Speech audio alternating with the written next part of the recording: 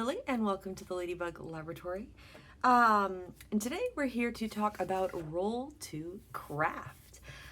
Last week I rolled a 49. I know I said I rolled a 6. Wait, no.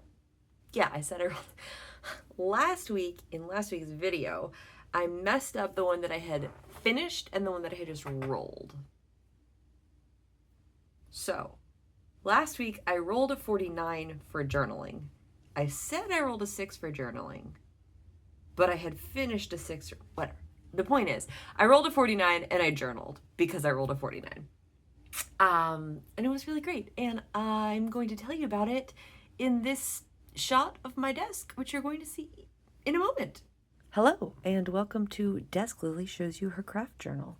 This is my craft journal. I have several journals, but this is the one that we're going to be looking at today. And there's a lot that I still have to do in here, but I didn't have to do everything. That's the whole point of this. I don't have to do everything. I just have to do something. So my cover page is going to go here. I haven't done anything yet, but I'll figure it out eventually. As well, same as my index, although that's pretty self-explanatory. This is my Roll to Craft page, and I worked on this week. I set this up in here, and I do have to white out the 1s and 10s because those are backwards. This is supposed to be 10s and this is supposed to be 1s. And then I put my letters down the side here, and I have a log here of the date, the number I rolled, the letter that it was, and this is how I figured out that I had my 1s and 10s backwards, is because I put J and then I went, wait a minute, what? That's not what the computer told me. And then what I worked on during that week. And I also have over here, I'm going to keep a log of how many times each letter shows up. So 1 is this green, and then tealish, blues, purples, pinks, all the way up to this orange. This is my Q2 spread. I originally was going to start with a Q1 spread, but I didn't get around to starting this journal in time for Q1 this year. So we're going with Q2. I have my April, May, June, and plans and notes. And since I actually got this set up fairly decently at the maybe mid-April, I have been able to actually use this. And I have been using this. However, I'm thinking maybe for the future, I will, after 2025, I might put this in a different format. But for now, I really like this. I like how I have priorities, deadlines, ideas and plans, and then my WIPGO numbers and Roll to Craft numbers. And you can see that I've got these for the most part all figured out. I still have to add in this week's Roll to Craft. Oh yeah, spoiler alert. You can see that it's a 21 coming up. So yeah, this is what I've got going on. We've got our vacation, we've got my kiddo's birthday, the end of the school year, all sorts of things are coming up. Plans and notes for just ideas that I have that I want to jot down. Then I have space to do the next 2 quarters, possibly a master list of things that I want to mend, but I'm not sure. Then I get into yarn projects. This is my yarn projects master list, and it'll tell me the name of the project, what page it's on, when I started it, and when I ended it. Now, initially, I had planned to use this journal for taking notes on my projects. And so I put in here everything that I've been working on. But here's the thing. I primarily use Ravelry for tracking what I'm doing with my projects.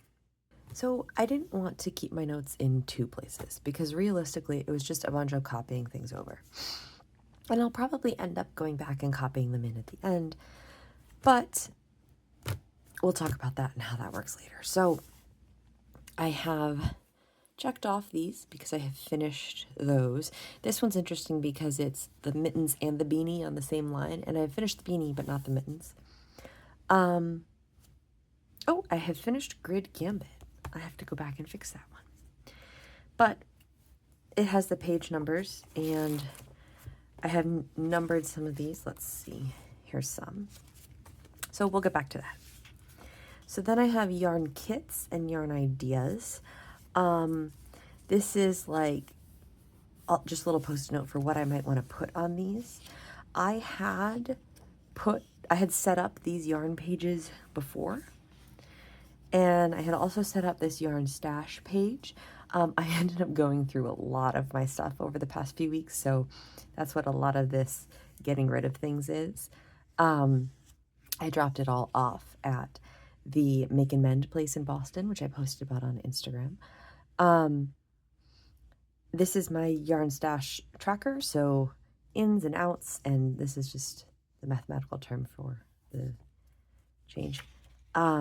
Then we get into fabric. This is what I've added this week. So I took just like a different color of the bubbles, these little bubble stickers that I have. And I did the same thing with a little dot to check off, page number, start and end, and the name, fabric kits, fabric ideas. This is going to be probably much more used than yarn kits, where I'm going to write down like, well, kits that I have. I have to get back into there and do that actually. And then fabric stash, and I don't have yards. I mean, I do have yards of fabric stash, but it's much easier to use a partial yard of fabric than a partial yard of yarn. So that would be, a partial yard of fabric is much closer to a partial skein of yarn. So I'm actually tracking this in square inches. So the numbers are a lot bigger and possibly a lot more confusing, but we'll see how that goes. Then I also added this, and this is just for my kind of everything else. So I have mixed motley of projects, and I have jumbled kits and varied ideas. I decided to just sort of like mix up my words here. And then sundry stash.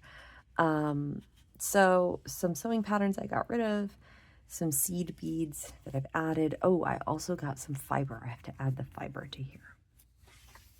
Okay. I also need to set up this page. I haven't set it up yet, but it's going to have purchases and incoming and pre-orders, stuff like that. This is where I was going to put my WIPGO board. I haven't decided 100% if I'm going to continue doing WIPGO this year because I really haven't been doing it at all. And then this is going to be my 2025 title page, which you can see I started sketching out. And then this is where we get into the projects. So I have a page for, let's see, it's page 34, the skirt that I did, the yarn, the pattern, any notes about it.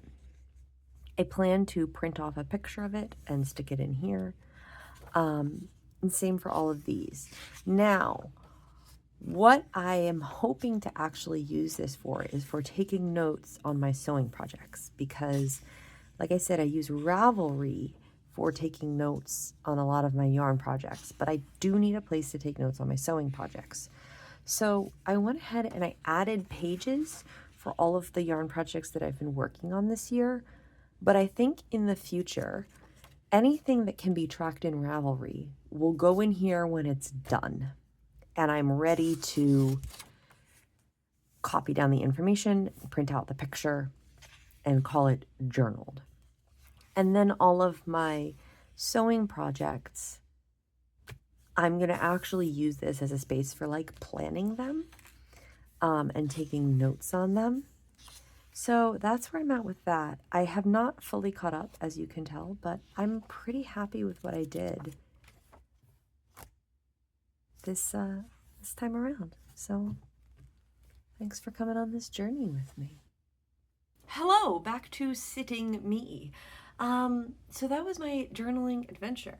And then I rolled a 21 for next week, which is start or plan a new yarning project. So that'll be fun. I think I'm going to start working on my Rhinebeck 2025 sweater, but I don't know for sure. So I guess you'll have to find out next week what I end up working on. All right, well, thank you guys for sticking around. I love you. Remember that joy and creativity and hope is resistance. And stay safe out there. I love you so much. Bye.